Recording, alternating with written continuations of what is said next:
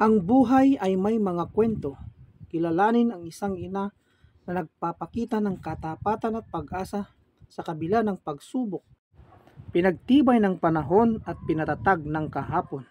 Today's video ay tunghayan natin si Nanay Buena Flora Alvarez, isang babaeng ina na nagpapakita ng katapatan at dedikasyon sa Iglesia ni Cristo sa loob ng 50 taon sa edad na 71 taon.